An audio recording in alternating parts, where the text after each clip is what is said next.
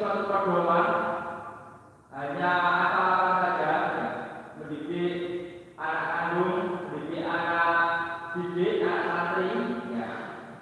Maka kalau misalkan itu hanya akal-akalan saja, tidak ada pedoman yang kuat di dalam mendukung hal itu, ya, maka terasa sangat sulit, ya. Bahkan tidak begitu jelas karena tidak ada pedomannya. Nah, maka dalam hal ini kita perlu sama-sama mengkaji, ya, terkait bagaimana seni komunikasi di dalam Al-Quran terkait mendidik anak ini. Nah, kita itu kali, dan mohon nanti kalau misalkan ada di akhir waktu ada yang mau didiskusikan, bisa nanti disampaikan kepada beliau. Maka Bapak Ibu jamaah yang dirahmati Allah SWT, mengawali ngaji pada pagi hari ini, mari sama-sama kita awali dengan membaca basmalah. Bismillahirrahmanirrahim. Selanjutnya kami persilakan kepada Ustaz Fauzi untuk bisa memberikan pencerahan dan materi kepada kajian pagi kali ini. Pada beliau Ustaz Fauzi kami persilakan.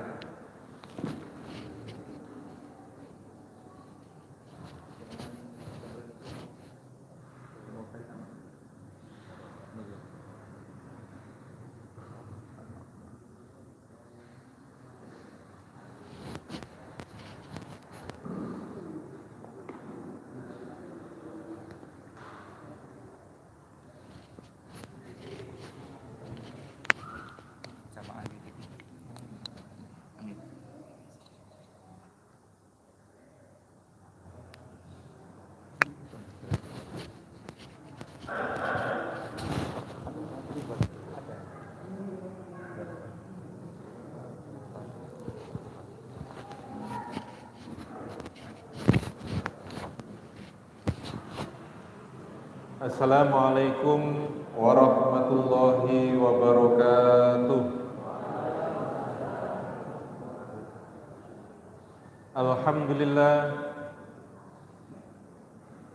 alhamdulillahilladzi anzala as-sakinata fi qulubil mu'minin liyazdadu imanan ma'a imanihim. Walillahi junudus samawati wal ard wa kana Allahu aliman hakima. Asyhadu an la ilaha illallah wahdahu la syarikalah wa asyhadu anna Muhammadan abduhu wa rasuluhu la nabiyya wa la rasula ba'da. Allahumma salli wa sallim ala nabiyyina Muhammadin sallallahu alaihi wasallam wa ala alihi wa sahbihi ajma'in. Amma ba'd. Yang saya hormati Bapak dan Ibu pimpinan cabang Muhammadiyah dan pimpinan ranting Muhammadiyah secabang Porong, yang saya hormati Bapak, Ibu-ibu pimpinan cabang Aisyah dan pimpinan ranting Aisyah secabang Porong, berikut jajaran pengurus yang hadir. Yang saya hormati Bapak dan Ibu wali murid Muhammadiyah Boarding School Porong dan segenap jamaah pengajian Ahad pagi, Ahad yang kedua pimpinan cabang Muhammadiyah Porong yang dirahmati Allah Subhanahu wa taala. Alhamdulillah Bapak dan Ibu, pagi hari ini kita dikaruniakan kesehatan oleh Allah Subhanahu wa taala. Meskipun suasananya pagi bulan-bulan ini relatif lebih dingin, lebih asrep dibanding bulan-bulan sebelumnya. Kaos mboten Bu, lebih dingin, kerasa. Nggih. dibanding bulan-bulan sebelumnya. Biasanya mungkin suhu pagi itu bisa jadi antara 30 sampai 26. Nah, di bulan-bulan akhir ini yang agak dingin, kalau Bapak Ibu lihat sekitar jam 4-5 pagi itu mungkin bisa sampai 20 derajat. Jadi ada kenaikan 6 sampai 7 derajat dibanding suhu pagi sebelumnya. Saya sendiri kebetulan berangkat dari Panjang karena hawanya dingin dan pakai roda 2, ya berarti harus dibrongkos tubuhnya. Makanya sampai sini tadi saya masih pakai jaketan, Pak.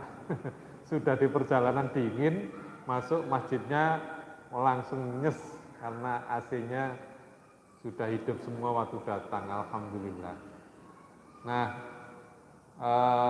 kalaupun mungkin di antara Bapak dan Ibu ada jamaah yang karena suhunya lebih dingin jadi ada yang sedikit batuk-batuk, mulai terasa radang tenggorokannya, mulutnya mulai kering-kering, ya kita doakan mudah-mudahan segera sembuh dan sehat kembali. Allahumma amin.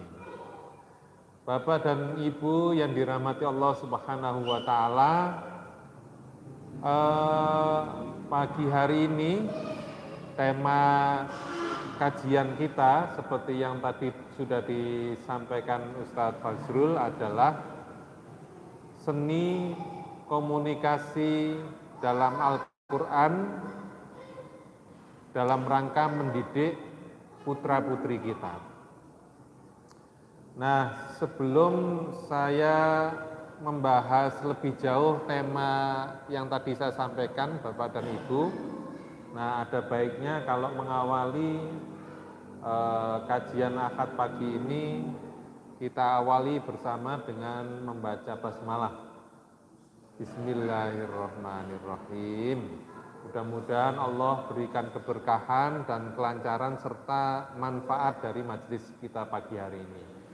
Nah, Bapak Ibu, untuk mengawali dan sebagai perenungan kita bersama tentang tema ini, kalau mungkin di antara Bapak Ibu di dalam HP-nya punya aplikasi Al-Quran, boleh kita buka bersama-sama agar bisa lebih ingat.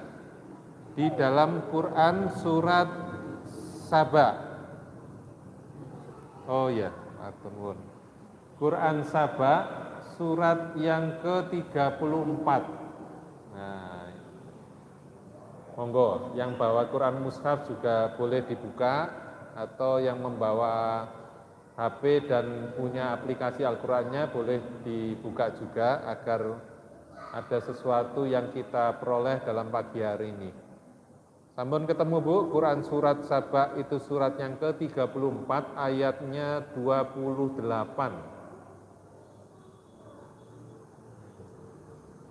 Sampun, kalau sudah ketemu boleh Ustadz Fazrul mungkin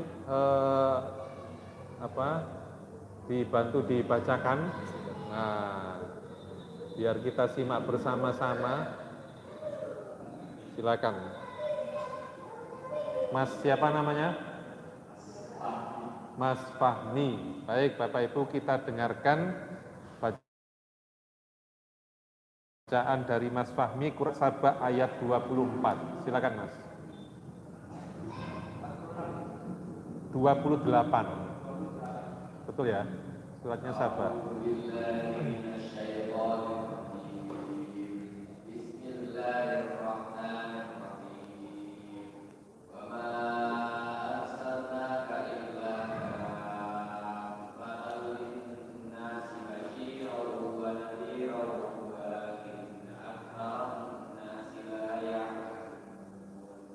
Boleh sekalian ada terjemahnya? Silakan Mas. Tidaklah kami utus engkau Nabi Muhammad kecuali pada seluruh manusia sebagai penolong dengan gembira dan pemberi peringatan agar Nabi menyadarkan manusia tidak mengetahuinya. Baik. Terima kasih Mas Fahmi. Jadi tadi kita menyimak bersama salah satu firman Allah Subhanahu wa taala yang dibacakan di dalam Quran surat Saba ayat 28. Wa ma arsalnaka illa kaffatan linnasi basiran wa nadhira walakinna aktsaran nasi la ya'lamun, yang artinya, dan kami tidak mengutus kamu wahai Muhammad melainkan kepada seluruh umat manusia, dan tetapi tidak semua manusia memahaminya. Nah, memahami Quran surat Saba ayat 28 ini Bapak dan Ibu, dalam tafsir Ibnu Katsir dan di dalam tafsir Al-Azhar karya Buya Hamka ada 3 makna yang disampaikan oleh 2 tafsir ini. Makna yang pertama, bahwa Allah Subhanahu wa taala mengutus Nabi Muhammad SAW itu untuk seluruh umat manusia, baik yang berada di negara Arab maupun untuk umat manusia yang di luar negeri Arab, walaupun beliau sendiri terlahir dari negeri Arab. Artinya Bapak dan Ibu, bahwa risalah yang dibawa oleh Rasulullah SAW ini bukan risalah lokal, karena mungkin Bapak Ibu pernah mendengar atau mungkin membaca di media sosial, Islam itu kan agama Timur Tengah, yo apa cocok digawa nang Jawa, apa cocok digawa nang Indonesia. Nah, kalau masih ada di antara Bapak Ibu dan adik-adik mungkin suatu saat ada orang yang menyampaikan pendapat itu. Nah, pendapat itu sesungguhnya adik-adik dan Bapak Ibu bisa sanggah dengan firman Allah yang tadi sudah dibacakan oleh Mas Fahmi tadi. Quran surat apa, Bu? Saba surat keberapa? 34 ayatnya berapa? 28. Makna yang kedua dalam tafsir Ibnu Katsir dan Al-Azhar dari ayat ini, Allah Subhanahu wa taala ingin menyampaikan kepada kita Bapak dan Ibu yang dirahmati Allah Subhanahu wa taala, bahwa salah satu keutamaan Nabi Muhammad SAW dibanding nabi-nabi yang lain sebelumnya adalah beliau diutus untuk seluruh golongan dan seluruh kaum. Kenapa Allah Subhanahu wa taala menyampaikan ini? Ya, karena nabi-nabi sebelumnya hanya terbatas diutus pada golongannya masing-masing. Nabi Musa diutus menyampaikan risalah untuk kaum apa, Bapak dan Ibu? Bani Israel. Kemudian Nabi Yusuf risalahnya di bangsa mana waktu itu? Waktu beliau diangkat jadi menteri Mesir. Kemudian ada juga kaum Ad. Itu Nabi sinten, Bu? Nabi Hud alaihi salam. Kemudian ada lagi kaum Samud. Itu diutuslah Nabi Soleh hanya untuk kaum Samud saja. Artinya dari nabi-nabi sebelum Nabi Muhammad itu rata-rata diutus hanya terbatas pada kelompok atau golongan tertentu saja. Sementara Nabi Muhammad SAW ini diutus untuk seluruh manusia lintas kelompok, lintas kaum, lintas negara, bahkan lintas zaman. Artinya Rasulullah Shallallahu Alaihi Wasallam ini termasuk misinya bukan misi lokal saja Bapak dan Ibu, tetapi misinya sudah misi global internasional. Nah, artinya apa? Kehadiran Rasulullah Shallallahu Alaihi Wasallam itu Bapak Ibu tidak hanya manfaatnya kepada orang Arab saja, tetapi untuk seluruh umat manusia di seluruh dunia ini. Nah, sehingga Bapak Ibu kalau kita mengambil inspirasi dari tugasnya Rasulullah tidak hanya diutus hanya untuk orang Arab saja, mungkin suatu saat Bapak Ibu suatu saat ditugaskan, meskipun Bapak Ibu aslinya Porong, meskipun di antara Bapak Ibu aslinya Tanggulangin, karena tadi saya sempat bincang-bincang beberapa jamaah yang ada di sini ada yang dari Porong, ada yang dari Tanggulangin, suatu saat harus mengikuti suami tugas ke daerah lain, atau suatu saat Bapak dan Ibu ditugaskan di luar Porong, di luar pulau, maka sebagaimana Rasulullah Shallallahu Alaihi Wasallam, mari kita jadikan diri kita tetap bisa memberikan manfaat bagi orang-orang yang ada di tempat tinggal kita, walaupun mereka tidak asli Porong. Nah, anak-anak kita apalagi yang sekarang masih sekolah, suatu saat masih harus kuliah, mungkin diterima di Jogja, mungkin suatu saat di Depok UI, atau mungkin di tempat lain, maka harus kita tanamkan kepada putra-putri kita, nak, dadiyo wong sing manfaat dimanapun kamu berada. Sebagaimana Rasulullah Shallallahu Alaihi Wasallam, walaupun beliau terlahir di Arab, tetapi beliau memberikan manfaat tidak hanya untuk orang Arab, tetapi untuk seluruh umat manusia.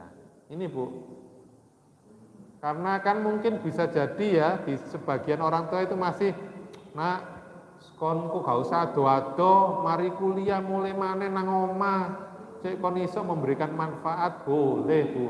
Tetapi jika pun suatu saat ditakdirkan Allah tidak kembali ke tempat asal kelahiran anak-anak kita, maka kita dorong putra-putri kita tetap bisa memberikan manfaat, menjadi orang-orang yang bermanfaat dimanapun nanti putra-putri kita akan tinggal dan berada. Itu inspirasinya Bapak dan Ibu yang bisa kita ambil dari Rasulullah Shallallahu Alaihi Wasallam. Terus makna yang ketiga dari tafsir Quran surat Saba ayat 28 ini, Allah Subhanahu wa Ta'ala menyampaikan informasi kepada kita Bapak dan Ibu bahwa tugasnya Rasulullah Shallallahu Alaihi Wasallam itu ada dua. Yang pertama tugas beliau adalah basyiro, dan tugas yang kedua tadi nopo yang dibaca Mas Fahmi, wa nadhiro. Tugas apa itu Ustaz? Tugas basyiro dan nadhiro. Basyiro itu menurut tafsir Al-Azhar adalah memberikan kabar gembira kepada hamba-hamba Allah Subhanahu wa Ta'ala yang taat dengan balasan surga dari Allah Subhanahu wa Ta'ala. Sementara nadhiro artinya adalah tugasnya menyampaikan kabar peringatan kepada hamba-hamba Allah yang tidak taat kepada Allah Subhanahu wa Ta'ala tentang ancaman neraka Allah Subhanahu wa Ta'ala kepada siapa saja yang tidak taat kepada Allah Subhanahu wa Ta'ala. Jadi inti dari tugas basyiro adalah menyampaikan kabar gembira. Napa Pak? Kabar gembira. Kabar gembira niku nek bahasa Porongnya itu membuat wong seneng nggih. Damel tiyang seneng. Tapi sebaliknya kalau nadhiro itu memberikan kabar peringatan, ancaman. Ojo sampai lo yo. Nah, itu termasuk bahasa-bahasa nadhiro atau basiro, Bu. Ojo sampai yo. Engko nek mulai ndukure jam 10 kena sanksi dari pengurus pondok. Nah, itu termasuk berita basiro maupun nadhiro, Pak. Kalau bahasanya begitu. Apa, Pak? Nah, nadhiro. Artinya peringatan.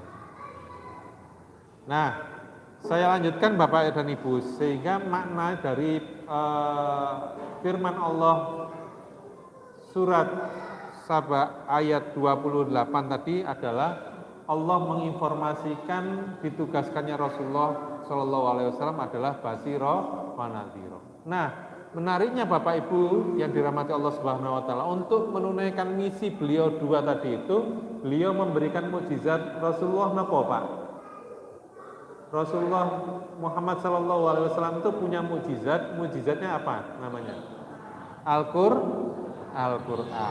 Nah, menariknya mukjizat Al-Quran yang diberikan Allah kepada Rasulullah Shallallahu Alaihi Wasallam itu ternyata menurut sebuah artikel yang ditulis oleh mahasiswa pasca sarjana Universitas Ibnu Khaldun Bogor, menuliskan bahwa sepertiga dari Al-Quran itu ayat-ayatnya berisi dalam bentuk basiro wa nadhiro.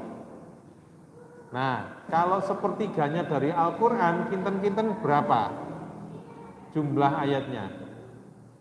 Ada yang tahu? Mas atau mbak-mbak yang siswa MBS yang hadir? Ayat Al-Quran seluruhnya sekitar berapa? Atau diwakili Mas Fahmi wis mewakili suara santri yang ada? Piro Mas? Yang sampean tahu? Kalau belum tahu, boleh memanfaatkan fasilitas minta bantuan. Nah, teman kirinya atau teman belakangnya sudah ketemu?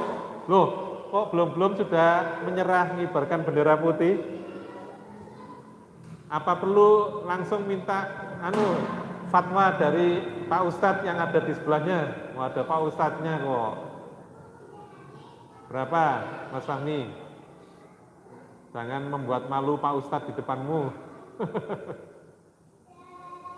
Kasih bocoran Pak Ustadz, berapa kira-kira jumlah seluruh ayat Al-Quran? Pinten Ibu? 6.666 ayat. Nah, kalau jumlah seluruh ayat Al-Quran sekitar 6.600-an ayat, berarti sepertiganya dari Al-Quran itu sekitar pinten, Mas atau Ibu? Sekitar 2.100-an ya, 2.200-an ya. Nah, sepertiganya Al-Quran itu isinya basiro wa nadhiro. Jadi kalau Al-Quran itu nun sewu diibaratkan satu botol minuman ini, kalau sepertiganya, kalau dipertigakan 1, 2, berarti ada 3. Nah, sepertiganya ini isinya basiro dan nadhiro. Nah, mari kita buktikan apa yang disampaikan dalam studi Al-Quran mahasiswa program Pascasarjana Ibnu Khaldun tadi itu. Bapak Ibu bisa lihat di dalam Quran surat, ya, Mas Fahmi juga boleh dicek lagi. Di dalam Quran surat Ibrahim, surat yang ke-14, ayat 7. Yang sudah ketemu boleh dibacakan. Sudah ketemu Mas Fahmi? Boleh diwakili yang lain. Bismillahirrahmanirrahim. Wa in ta'adzana rabbukum la in syakartum la azidannakum wa in kafartum inna 'adzabi lasyadid. Artinya? Dan hendaklah kita Tuhanku maklumkan, sesungguhnya jika kamu bersyukur, niscaya aku akan menambah nikmat kepadamu. Tapi jika kamu mengingat aku, maka pasti azabku sangat berat. Ya. Jadi tadi Mas Fahmi sudah membacakan firman Allah Quran surat Ibrahim ayat 7 yang Allah Subhanahu wa taala berfirman, وَإِذْ تَأَذَّنَ رَبُّكُمْ لَئِن شَكَرْتُمْ لَأَزِيدَنَّكُمْ وَلَئِن كَفَرْتُمْ إِنَّ عَذَابِي لَشَدِيدٌ. Yang artinya, dan ingatlah ketika Tuhanmu menyeru, sungguh jika kalian bersyukur, tentu aku akan menambah nikmatku, dan jika kalian kufur terhadap nikmat-nikmatku, sesungguhnya siksaku amat sedih. Bapak dan Ibu, kalau kita coba simak lagi lebih detail firman Allah yang tadi sudah dibacakan oleh Mas Fahmi, kalimat yang pertama, dan ingatlah ketika Allah Subhanahu wa Ta'ala mengingatkan kita, jika kalian bersyukur terhadap nikmatku, niscaya akan aku tambah.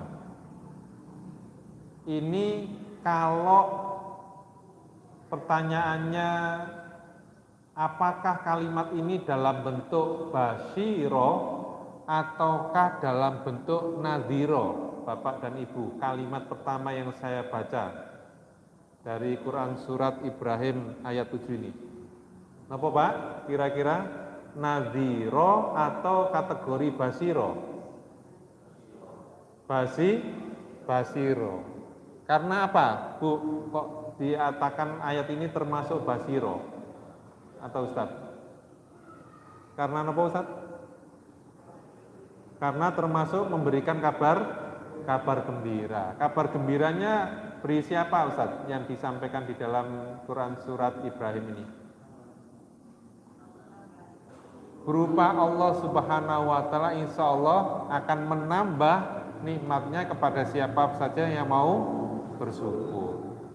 Sama seperti mungkin kita kepada anak kita, nek kon yo tak sangoni bunda 300.000 isok ngelola selama 1 bulan, insya Allah bulan ngarep nanti bunda akan berikan bonus.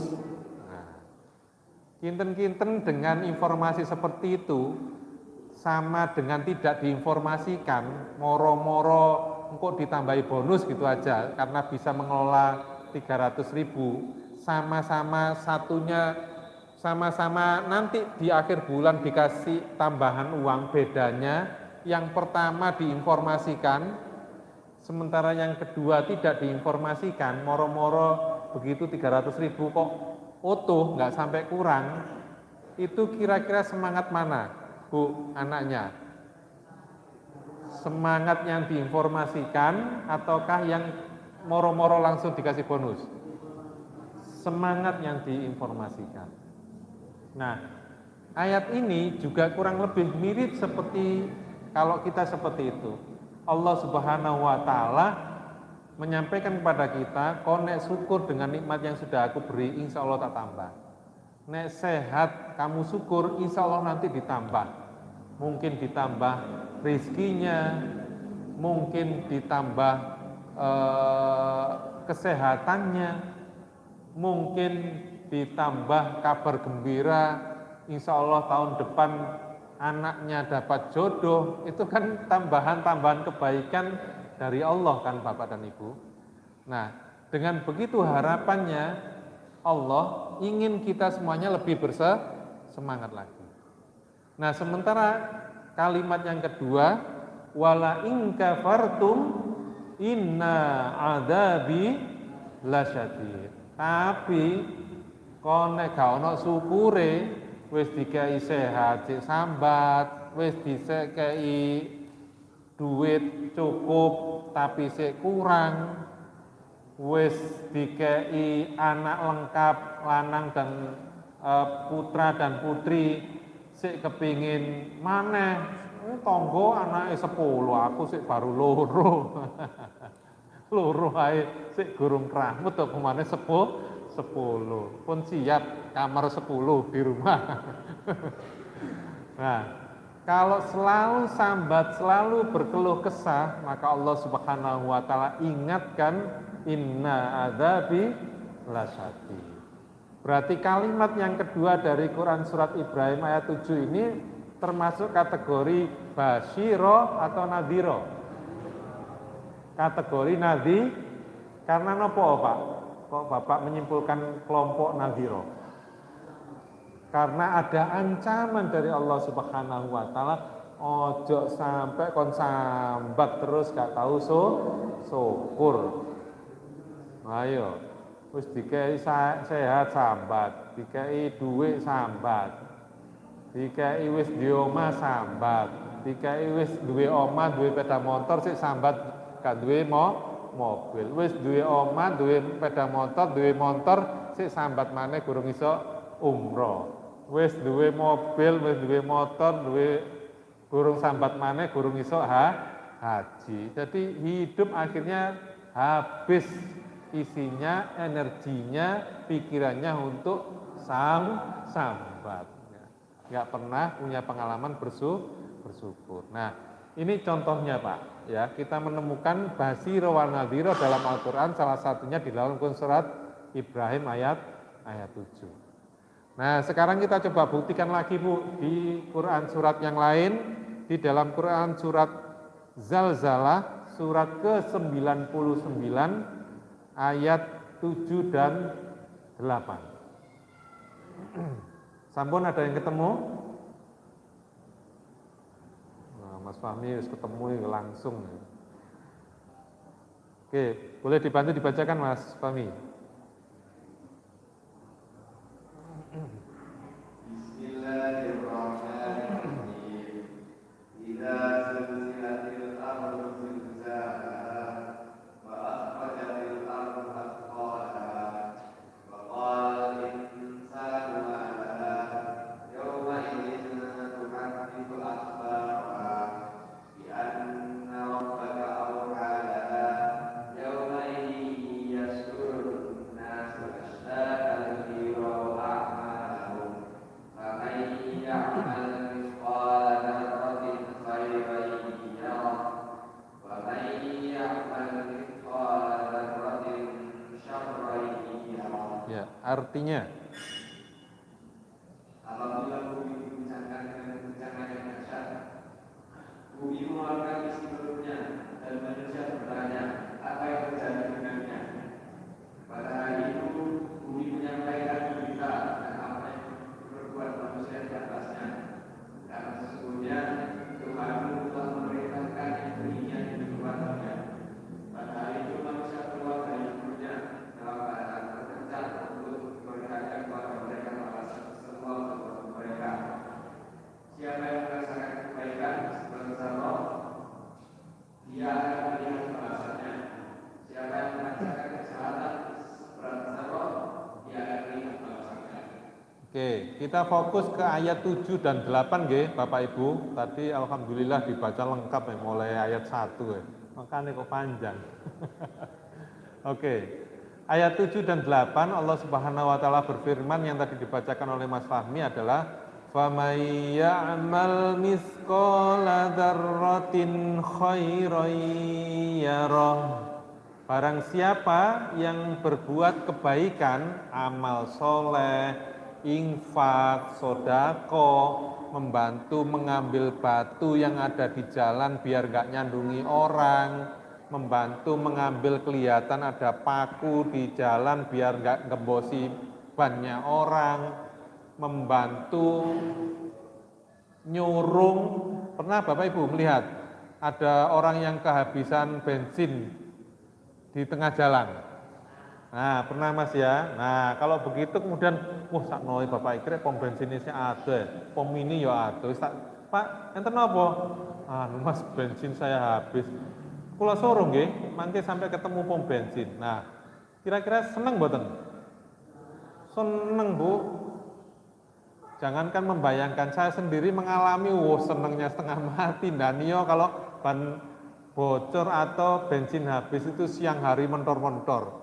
Bayangno jalan itu kan pasti wis kumus-kumus ya. Kalau ada yang menawari dan itu adalah kebaikan. Barang siapa yang melakukan kebaikan amal soleh sekecil apapun, walaupun tidak diapresiasi oleh bapak ibu gurunya, walaupun bapak ibunya di rumah mboten ngelem, karena itu adik-adik lakukan di jalan yang tidak tahu dari sekolah maupun bapak ibu di rumah, jangan khawatir. Allah mengatakan ya rohu, Allah pasti ngerti.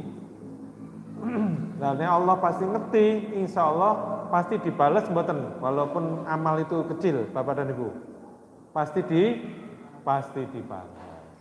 Kan seneng ya. Kan ada beberapa orang yang curhat itu, ya Allah, aku wis ngene, aku wis ngono, wis gak ana sing ngregani, gak ana sing ngapresiasi. Oh, mungkin ayat ini belum sampai kepada beliau ya. Sehingga orang-orang yang tidak merasa diapresiasi itu kan merasa kecil hati, akhirnya pesimis dan tidak termotivasi. Beda kalau Allah ingatkan, wis masih gak ro, insya Allah aku ro, dan meni insya Allah dibales. Sehingga orang yang mungkin awalnya berharap apresiasi dan pujian orang, begitu menyadari ayat ini, akhirnya jadi semangat mboten, walaupun gak dapat apresiasi dari orang. Jadi semangat wis gak apa-apa lah, masih gak dipuji wong, masih bapak ibu guru tidak mengapresiasi, insya Allah Allah tahu dan suatu saat Allah tunjukkan. Jadi semangat. Nah, kalimat ayat pertama ini termasuk nopo Pak? Kalau kita kembalikan bentuknya nadhiro atau basiro, adik-adik? Basiro. Kenapa Mas Fahmi kok termasuk basiro?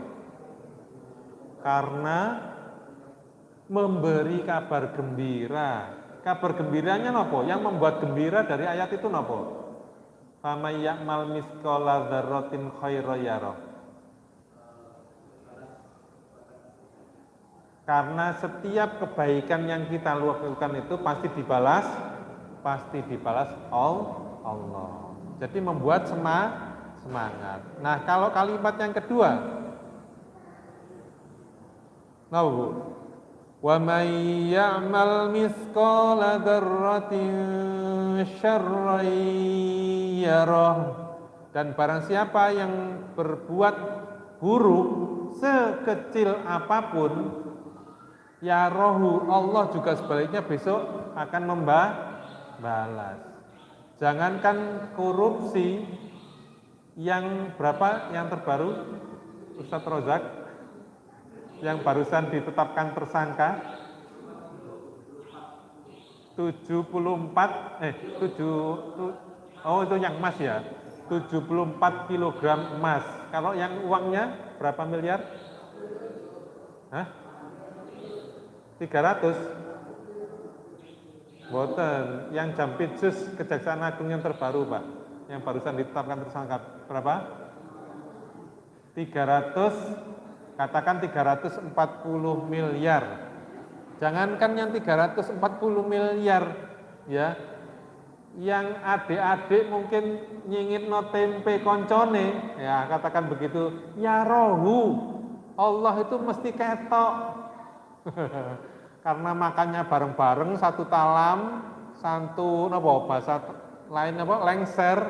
Nah, ikannya kan sudah dibagi, itu ono limo, ono tempe limo, ono tahu limo, ono pindang limo. Nah, karena merasa kurang dan koncone mungkin ke kamar mandi sebentar, waktu kembali dari kamar mandi pindangnya hilang. Nanti wis dibagi limo-limo, tibae ada di bawah nasi wis diuruki ya. Jangankan yang miliaran, 1 ekor pindang pun kata Allah di ayat ini ya rohu, konangan, mesti konangan ya. Nah, kalau sudah seperti ini, pengalaman Pak, saya dulu juga ketua pondok dan mantan santri. Jadi modus-modus untuk memperkaya diri untuk levelnya santri itu pasti juga pernah tahu dan mengalami juga, baik sebagai korban maupun sebagai pelaku. Artinya apa, Bu? Kalau Allah Subhanahu wa taala menegaskan jangankan yang besar, yang kecil aja Allah tahu, kira-kira kalau kita, waduh, ojo gede cilik ya Allah ya. Berarti membuat kita jadi apa? Lebih berhati-hati dan mungkin menghindar. Makanya tadi disampaikan sebagai apa, Pak? Nadhir. Yang terakhir di dalam Quran surat As-Sams, Quran surat 91 ayat 9 sampai 10 yang sering mungkin kita dengar dan baca. Nah, yang terakhir kali boleh dibantu dibacakan Mas Fahmi. Ayat 9 dan 10 saja.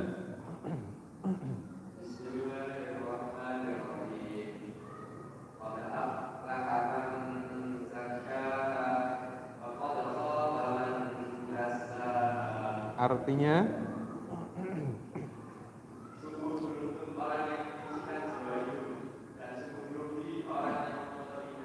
oke.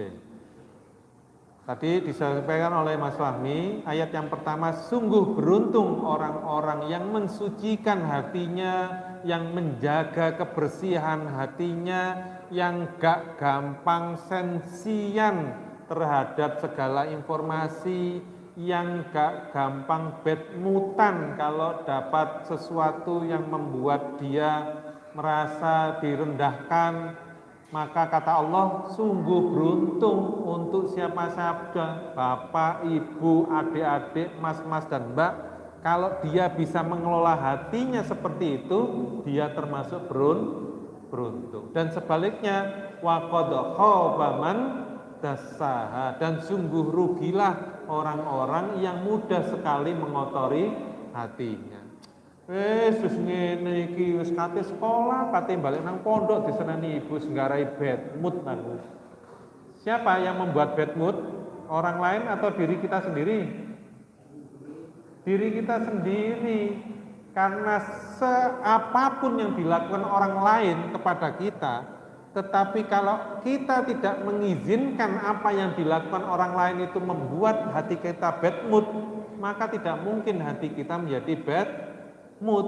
Jadi kalaupun ada sesuatu yang membuat kita bad mood, bukan orang lain di luar kita yang membuat kita rugi dan bad mood, tapi sesungguhnya kita sendirilah yang membuat diri kita bad mood karena kita mengizinkan orang lain mengganggu kita dan kita mau terpengaruh dan dipengaruhi oleh orang lain. Wabah, sing penting aku dino iki balik sekolah.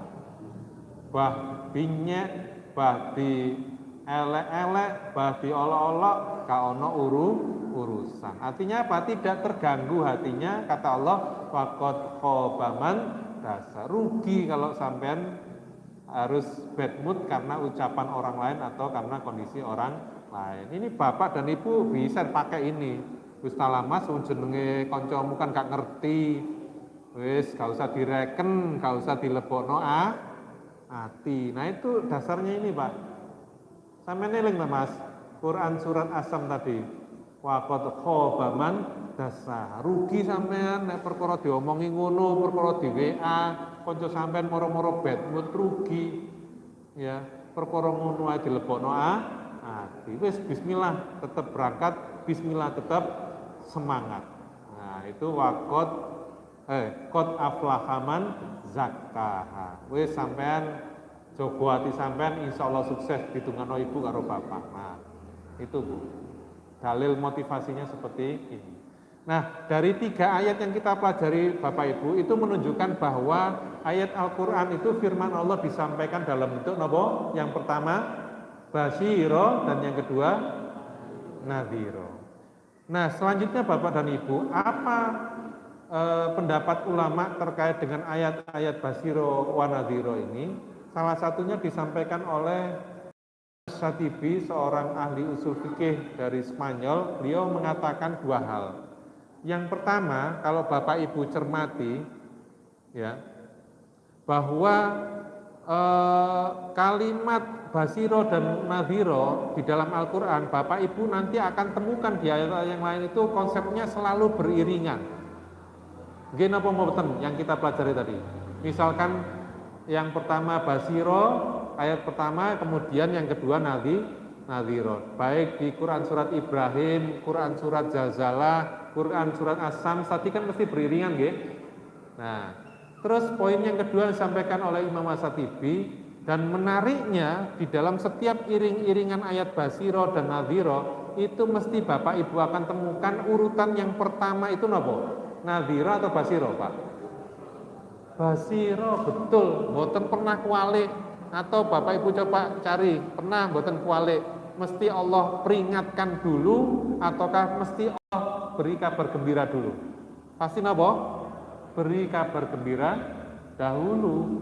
Coba kita lihat kembali 3 ayat tadi. Yang pertama Allah mengatakan, dan sungguh akan aku tambah nikmatmu jika kalian bersyukur. Itu kan basiro dulu nggih, ngasih motivasi dulu, apresiasi dulu, membuat kita semangat dulu, baru untuk hamba-hamba yang nakal, yang sik sambat ae, sik ngeluh ae uripe, Allah ingatkan ojo ngeluh-ngeluh, timbang kon malah tak siksa lho ya, kon malah tak gawe lara lho ya, kon wis sehat sik gak syukur ae, wis duwe sepeda motor sik sambat ae gak duwe mobil listrik, wis duwe mobil listrik sambatan omahku sik situ gurung duwe lur sambat ae, kon malah lara, diabetes, gak iso nyambut gawe, akhirnya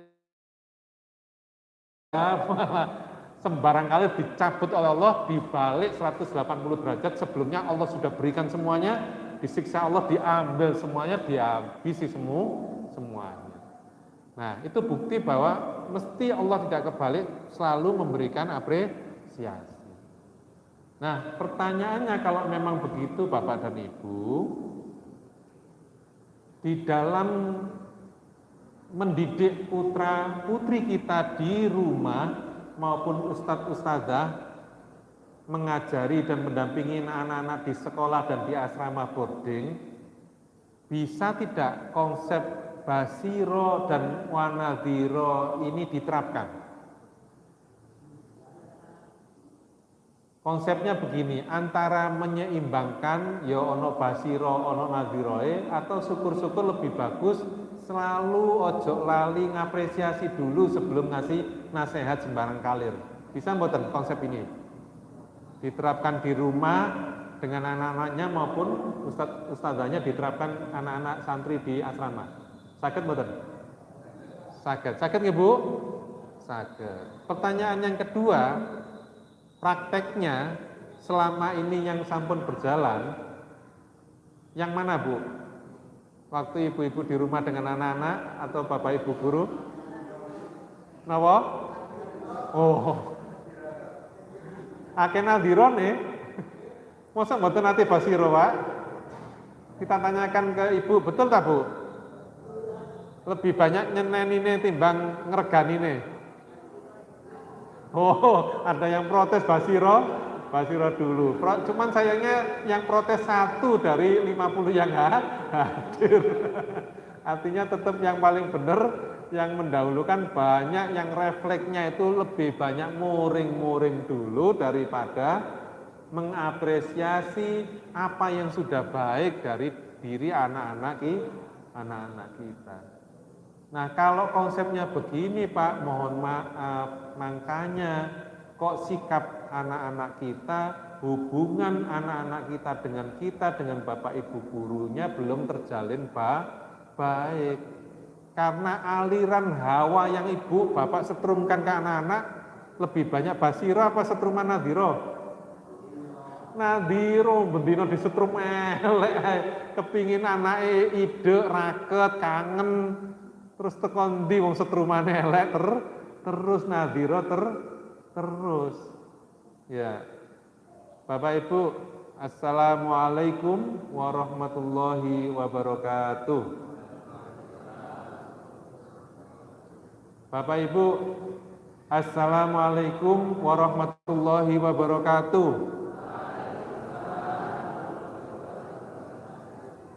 Bapak Ibu, assalamualaikum warahmatullahi wabarakatuh.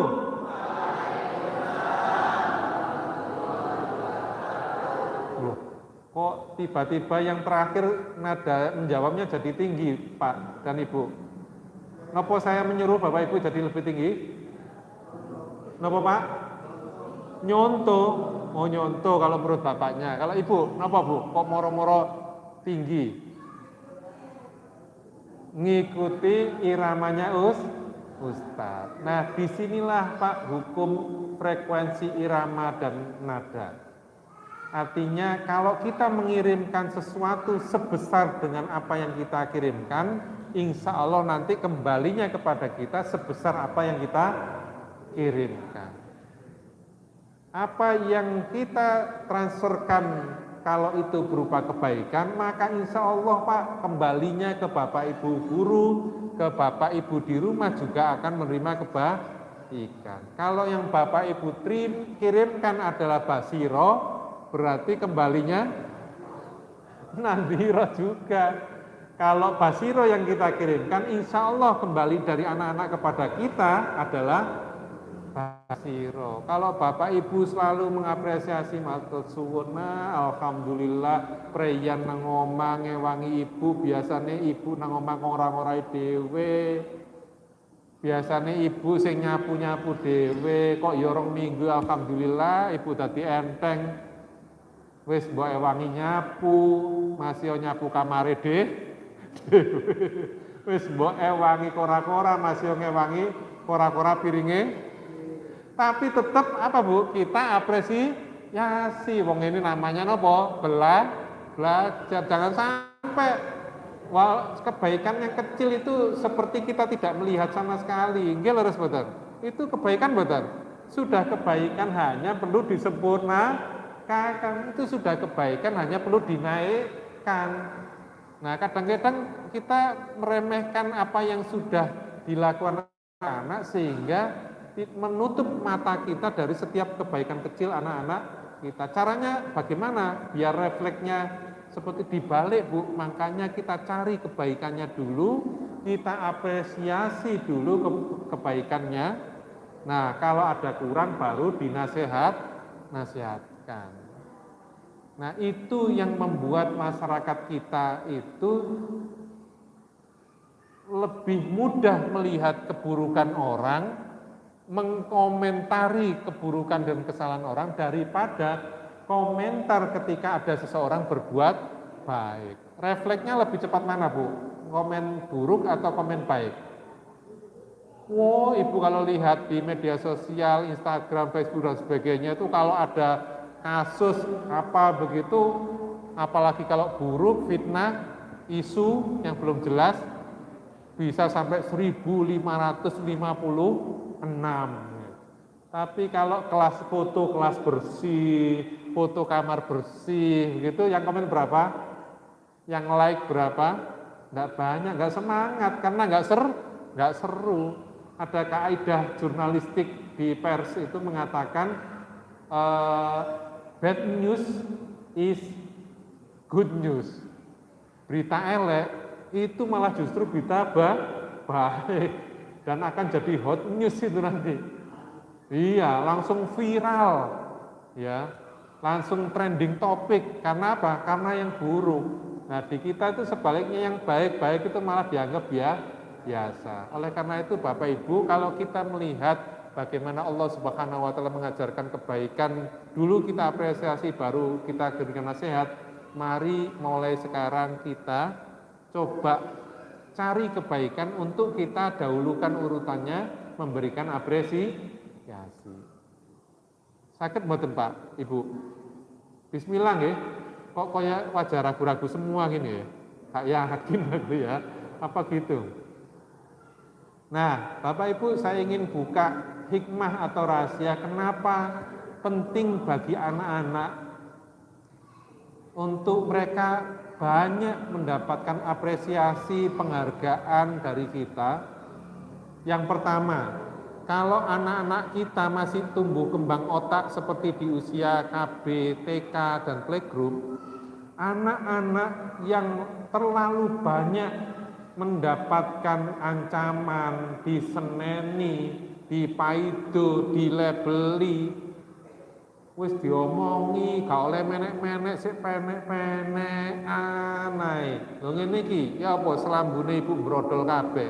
Wingi kae diselundupi situk-situk mbok tarii selambune brodol kabeh. Wis diwarai, gak usah nyurung-nyurung botol. Ngene iki, nyono tamu korat karit bareng mbok surungi kabeh, mbok glondong-glondongno kabeh. Ya anak kecil ya seneng penasaran. Apa swara glondang-glondang. Bagi orang tua wis pegel ngrungokno swara, bagi anak-anak itu menarik sesuatu yang baru. Akhirnya apa, Bu? Anak-anak yang lebih banyak dimarahi, lebih banyak dilarang, itu masuk dalam alam bawah sadarnya menjadi anak-anak yang tidak berani melakukan kreativitas improvisasi karena nang pikirane mesti gak oleh dan mesti diseneni. Jadi mohon maaf Bapak dan Ibu, kalau mungkin di antara Bapak Ibu guru atau Bapak Ibu ustadz-ustadzah musrif-musrifah mungkin mendapati di antara santri atau santriwati yang kayaknya tidak berani improve, tidak kreatif, belas lempeng, nek ayo A, B, yo B, itu mungkin bisa jadi di antara riwayat pengasuhan di rumahnya pasti ono satpame sing paling kejem. Bo satpame itu adalah ibunya atau satpamnya di rumah itu adalah bapaknya. Saking wis 6 tahun, 8 tahun waktu SD balik-balik, kalau ngene lho ya, engko nek ngene. Wis ditat kalau oleh ngene, engko nek ngene. Akhirnya anak itu tidak berani melangkah, terbiasa tidak boleh ini dan tidak boleh itu. Nah, artinya membuat anak berhenti kreativitasnya nanti saat remaja. Yang kedua, salah satu dampak jangka panjang bagi tumbuh kembang anak adalah anak-anak yang terlalu banyak dimarahi, tidak boleh A dan B dan sebagainya, biasanya tumbuh menjadi anak-anak yang tidak percaya diri. Tidak percaya diri, ya karena semua labeling itu justru didengar dari bapak dan ibunya. Lebih banyak kon niku blablek, kon niku gak nurut, kon niku nambeng, kon niku nek mulai telatan, kon niku moloran, kon niku bangkongan. Sudah berapa label, Pak? Sudah ada 13 ini. Nah, di anak kita label itu nempel loh, Pak. Kita mungkin habis ngobrol lupa, hilang, tapi bagi mereka itu masuk, Pak. Ada sebagian anak-anak yang punya trauma waktu dia sudah kuliah, ternyata itu diingat-ingat pernah dia terima kalimat-kalimat itu dari ibunya waktu masih dia SD. Berapa tahun, Pak? Dari SD ke kuliah? Anggap saja SD-nya kelas 4.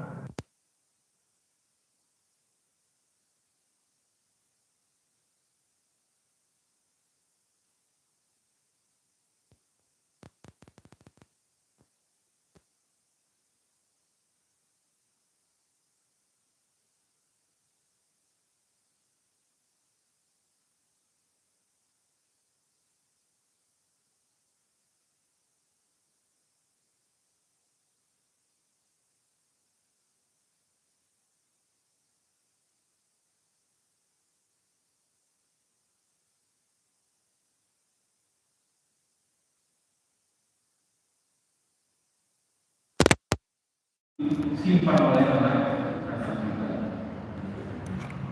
Bapak dan Ibu, ini kok koyo tongkang gitu ya. Nah, biar lebih rileks dan lebih hangat, boleh ikuti saya ya. Coba, 1. Semuanya, ini mas-masnya belum, ayo ikuti saya. Ayo mas. Nah, yang masih istirahat dalam kajian boleh dibangunkan, nah, biar senang sekalian. 1, 2, 3. Apa ini? Salam. Oke. 4.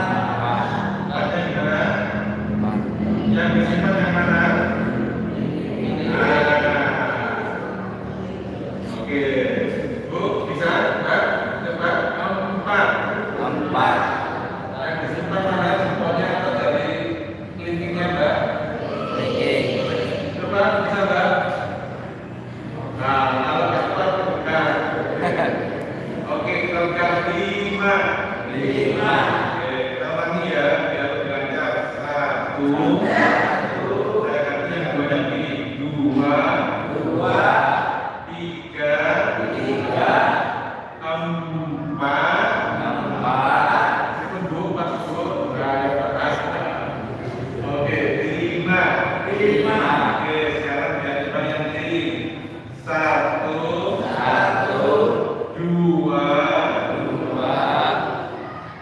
Dua sudah. Tiga. Empat. Oke. Lima. Nah, kita lagi. Satu. Dua. Tiga. Empat. Oke, Pak. Nah, saya salah. Dibantu bapaknya pakai peci yang pakai masker. Mas, Mas.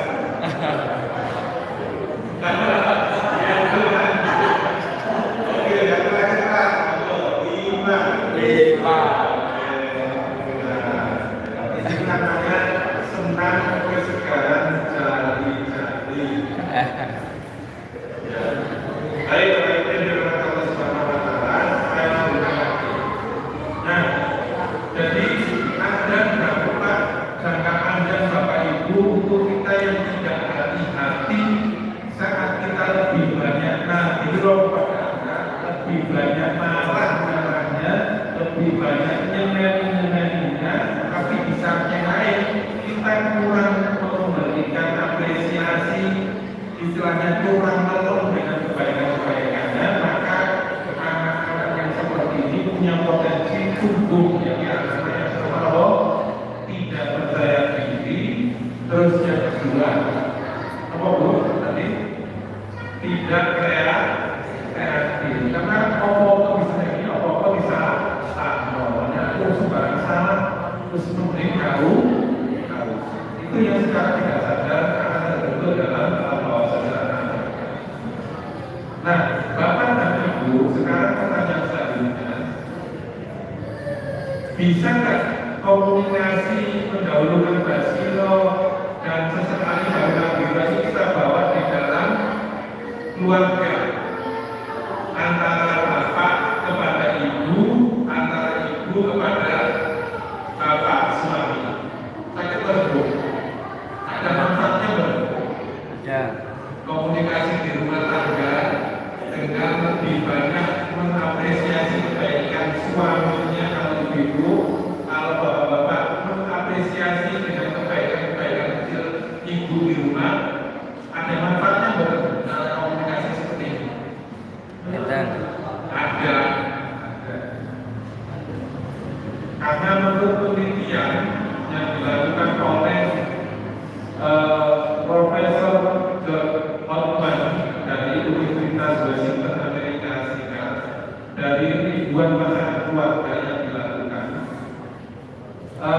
salah satu hasil penelitiannya ditemukan adalah keluarga yang komunikasinya dengan rasio dari 5 komunikasi yang positif, kemudian sesekali ada komunikasi yang negatif, biasanya keluarganya lebih sehat hubungannya dan lebih langgeng keluarga. Artinya penelitian ini terbukti. Dan sebaliknya Bapak Ibu, dari komunikasi 5:1, 5-nya apa lagi Ibu? 5-nya komunikasi positif, 1-nya negatif.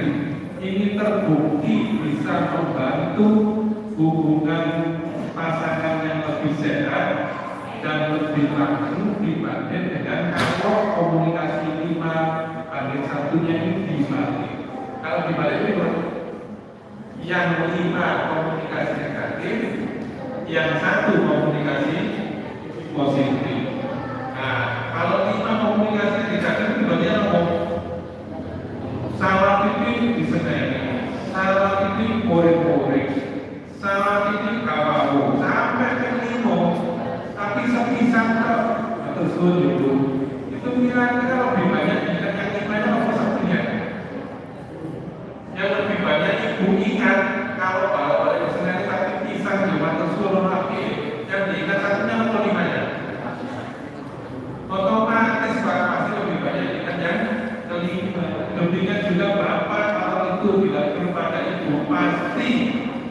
Wah, wis awal tersebut, bisa tapi murid-murid itu sekolah, mesti yang gede, sekolahnya, makanya kalau sebenarnya kurang set.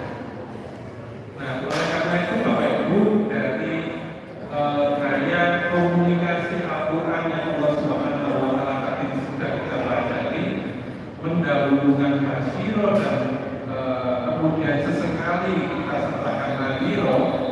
Ini menarik untuk kita pertimbangkan lagi, untuk kita jadikan evaluasi dan kita coba terapkan di dalam komunikasi kita, mendidik putra-putri kita di rumah, atau mungkin juga di dalam mendampingi siswa atau santri di sekolah maupun di asrama. Mudah-mudahan dengan lebih banyak kita tampil mengucapkan rasa terima kasih, mengapresiasi, insya Allah mereka akan jauh tumbuh kembang menjadi anak-anak dan siswa yang lebih positif dan lebih sehat. Kenapa?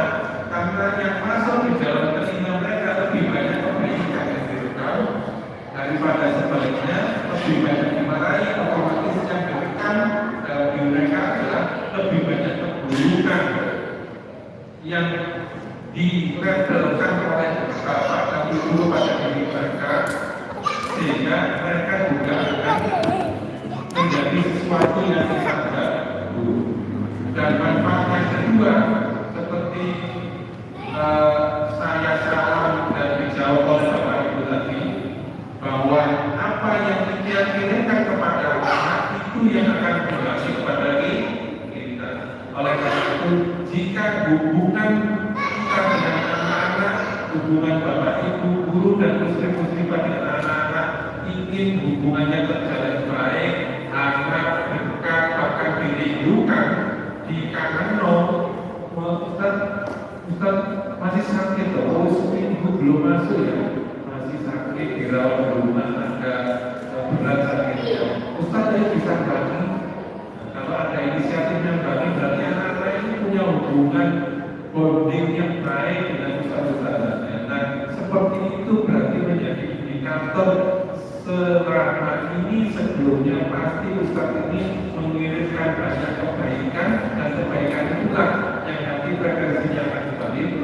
Karena saat ini mungkin lebih banyak mengapresiasi, alhamdulillah Mas Kapopo, hasil nilai bahasa Arab sekarang masih 6, kamu suka Ustaz Lina, kamu sudah bekerja keras, isu buat tidur, ya setiap yang 4 tahun kamu sudah berusaha belajar.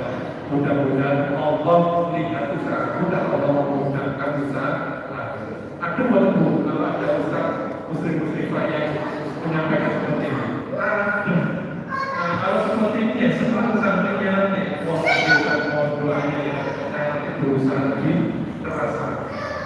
Ada ibu-ibu yang habis dinarasok, terus apa mas mungkin memang nanti ketika bukan ibu, yang penting abi dengan langsung dari ibu-ibu dan muslim-muslimah kamu sudah berusaha belajar tentang nikah. Insya Allah tidak ada yang sia-sia dari usahamu walaupun saat nilainya masih yang rendah. Senang buat anak-anak gitu. Coba dibalik. Ada berapa mata pelajaran bisa terus supaya jumlahnya ada 20 kira-kira 19 dari 19 ada dari nilai rapor itu yang jumlahnya 62. Kira-kira refleksnya orang tua melihat yang nilainya sudah bagus-bagus, yang 17 atau lebih lihat yang 2 nilainya.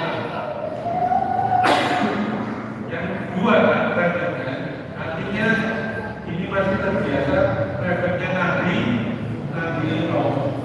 Mas, jawabannya nilai orang sing penuh. Padahal banyak nilainya 6 sama yang nilainya di atas 6. Banyak mana? Banyak yang di atas 6. Kenapa tidak diapresiasi dulu yang sudah 17 nilainya di atas 6? Kenapa refleks kita